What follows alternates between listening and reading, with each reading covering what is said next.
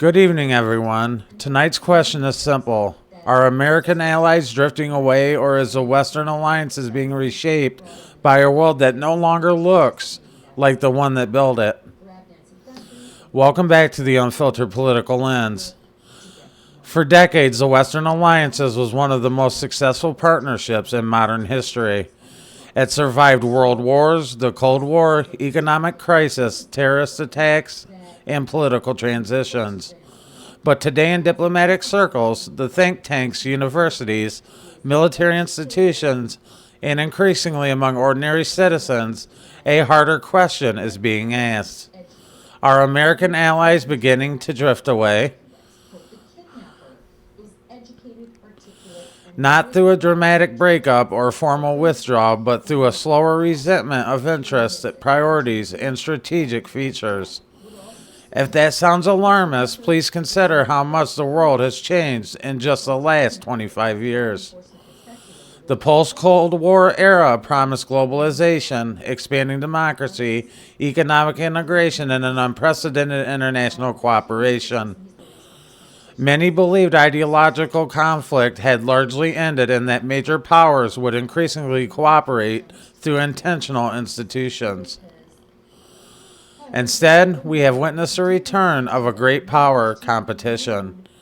We have seen wars in Europe, growing tensions in the Pacific, challenges to global supply chains, political polarization across democracies, and a rapid technological changes that are transforming how societies communicate and govern and compete. The world that has emerged after World War II and matured after the Cold War appears to be entering a period of profound transition. So tonight we're going to explore one of the defining geopolitical questions of our time. Or are we witnessing something more complex, the transformation of the Western alliance itself? To answer the question, we will need to understand how this alliance system has been built. After the devastation of World War II, much of Europe lay in ruins. Tens of millions were dead, economies had collapsed, and the political systems were unstable. The entire societies had been faced uncertainty about their future. The United States emerged from the war in a unique position. Its industrial capacity remained intact and its economy expanded rapidly. Its military capabilities were unmatched, and perhaps the most important American policymaker concluded that the isolationism was no longer a viable strategy. The lesson they drew from the first half of the 20th century was clear. Instability abroad could eventually threaten security at home.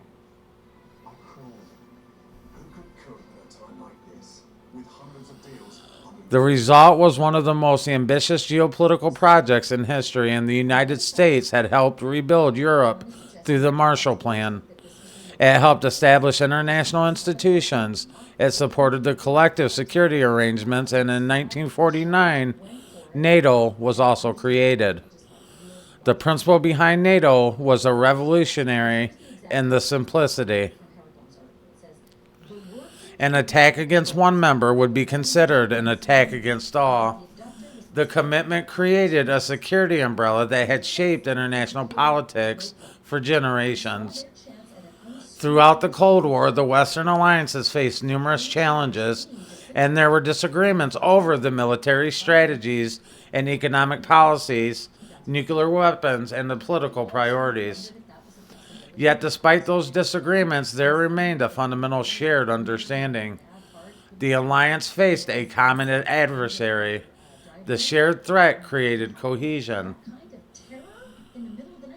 When the Soviet Union collapsed in 1991, many of the observers believed the alliance had entered a new era. Some even argued that history itself had fundamentally changed. Democracy would spread and the markets would integrate.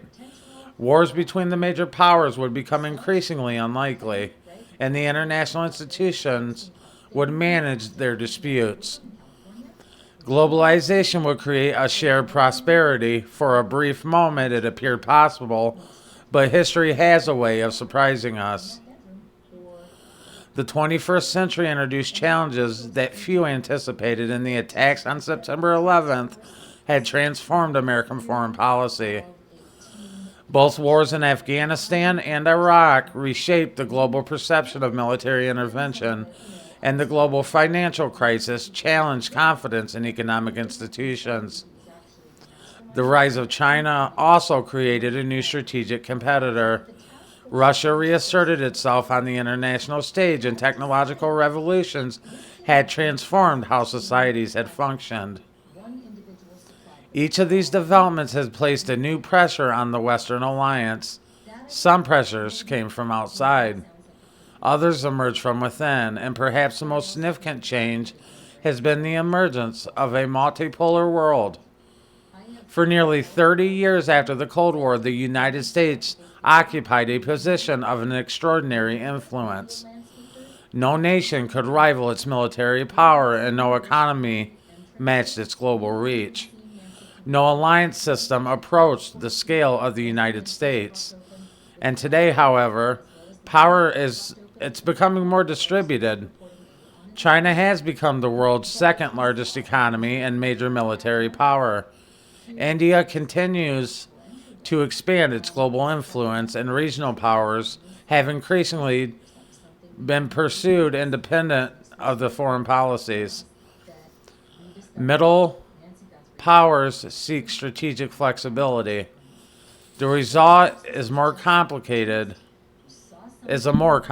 world, And in more complicated worlds, allies often begin asking complicated questions. Like, for instance, should they remain fully dependent on traditional partnerships? Should they diversify their relationships? Or should they pursue greater strategic independence? These questions do not necessarily indicate betrayal. They indicate adaptation. And we've talked about the adaptation part of the countries and how they're evolving and how they have evolved. And for instance, consider Europe. For decades, European security depended heavily upon American military power. The arrangement had provided stability and deterrence. But Russia's full-scale invasion into Ukraine in 2022 had forced Europe to confront how dependent it still was on the United States for intelligence, air defense, ammunition, and logistics. It had also reviewed the long-running NATO burden sharing debate. As Washington pressed the Allies to spend more on defense, and several European governments who scrambled to meet or exceed the alliance's 2% GDP target. At the same time, the European leaders have increasingly discussed the strategic autonomy and what exactly that means. At its core, strategic autonomy reflects a belief that Europe should possess the capabilities to defend their interests independently if necessary. Some interpret this as a rejection of American leadership. Others see it as a practical response to the geopolitical uncertainty. Others see it as a practical response to geopolitical uncertainty. The reality may live somewhere in between. The European governments recognize that the international environment is becoming less predictable. Political changes within the United States can also influence the foreign policy priorities. Economic competition creates tension. Security challenges evolve. And as a result, some of the European leaders do believe that greater self-reliance is not only desirable, but is necessary. And this creates a fascinating paradox. As the global threats increase, and allies may simultaneously seek greater cooperation and greater independence, those goals are not always contradictory, but they can create friction, and economic competition has become another source of tension. For decades, economic integration was viewed primarily as a source of mutual benefit. Trade expanded, supply chains globalized, the investments increased, prosperity grew, And today, however, the economic relationships are increasingly viewed through a lens of our national security. Semiconductors, artificial intelligence, rare earth minerals, energy production, as well as advanced manufacturing. These sectors are no longer viewed solely as economic assets. They are viewed as strategic assets, and the economies become strategy, or I'm sorry, and when the economics become strategy, our competition often follows. We have already witnessed disputes among allies regarding tariffs, industrial subsidies, technology restrictions, and supply chain security. The transatlantic fight over steel and aluminum tariffs, along with our European complaints about the U.S. Inflation Reduction Act, subsidies for electric vehicles and clean energy, has showed how quickly even close partners can clash when industrial policies and national security overlap. These disagreements do not mean alliances are ending, but they do suggest that the assumptions that once governed international cooperation are changing. Then there's politics. Across much of the Western world, trust in institutions have declined. Political polarization has intensified. Citizens increasingly disagree not only about policies, but about fundamental questions regarding identity, sovereignty, immigration, economics, and governance itself. And this phenomenon is not unique to any other country. It appears across multiple democracies, and when the domestic political systems become more polarized, the foreign policy often becomes less predictable. Our allies notice unpredictability in the strategies planned for uncertainty. The governments hedge against risk, and that is not evidence of the hostility per se. It is evidence of realism. And realism has always shaped international politics. The question before us tonight is not whether alliances experience tension. They always have. The question is whether the cumulative pressures of geopolitical competition, economic rivalry, our technological transformations, and political polarizations are creating something fundamentally new. Because if they are, then we may not simply be witnessing disagreements among allies. We may be witnessing the beginning of a transformation in the international order itself. And if history teaches us anything, it is that the major transformations often appear gradual until suddenly they appear inevitable. So where does that leave us? Well, it leaves us with Western alliances that is not necessarily collapsing but clearly changing. It leaves us with partners who share deep interests but who are increasingly forced to think in terms of hedging, autonomy, and long-term resilience. And it leaves us with a world in which old assumptions can no longer be taken for granted.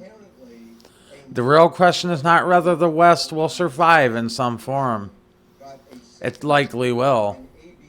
The real question is what kind of West will emerge from this period of uncertainty, and whether America and its allies can adapt quickly enough to preserve the strength of the alliance before fragmentation becomes something far harder to reverse. Thank you for watching, and as always, stay informed, stay critical, and stay unfiltered. We'll see you in the next one. Thank you for watching. Peace.